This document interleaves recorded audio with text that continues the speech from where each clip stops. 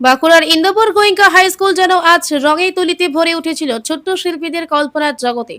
কল্পতরু শিল্পী সংগঠনে পঞ্চম রাজ্য ও জেলা সম্মেলন উপলক্ষে অনুষ্ঠিত হলো এক মনোমুগ্ধকর বসে আঁকো প্রতিযোগিতা। সফলভাবে এই অনুষ্ঠানের আয়োজন করে চিয়ক চিয়ক সোশ্যাল অর্গানাইজেশন। ইন্দোপুর ব্লকের বিভিন্ন প্রান্ত থেকে বিভাগ ক, খ, গ মিলিয়ে মোট 82 জন প্রতিযোগী অংশগ্রহণ করে। শিশুদের প্রতিটি ছবিতে ফুটে ওঠে তাদের নিজস্ব কল্পনা, সৃজনশীলতা ও নির্মল ভাবনার অনন্য প্রকাশ। বিচারকদের মতে প্রতিটি অংশগ্রহণকারী ছিল নিজ নিজ প্রতিভায় অসাধারণ। তবে প্রতিযোগিতার নিয়ম মেনে প্রতিটি বিভাগ থেকে প্রথম, দ্বিতীয় ও তৃতীয় স্থানাধিকারীদের নির্বাচন করা হয়।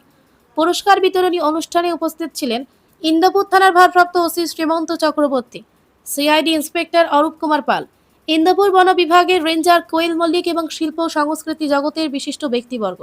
প্রতিযোগিতার বিচারকের দায়িত্ব নিষ্ঠার সঙ্গে পালন করেন সঞ্জয় গোস্বামী ও উদয় ভানু দত্ত। আয়োজকদের পক্ষ থেকে সকল প্রতিযোগী, অভিভাবক, বিচারক মণ্ডলী ও অতিথিদের জানানো হয় আন্তরিক ধন্যবাদ।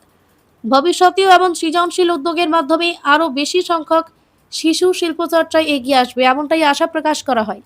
প্রতিটি শিশুই একজন শিল্পী, তাদের কল্পনা, সৃজনশীলতা আর হাসি আগামী দিনের সুন্দর সমাজ গড়ার অনুপ্রেরণা। পিস নিউজ বাংলা, সত্যের পক্ষে, শান্তির পথে।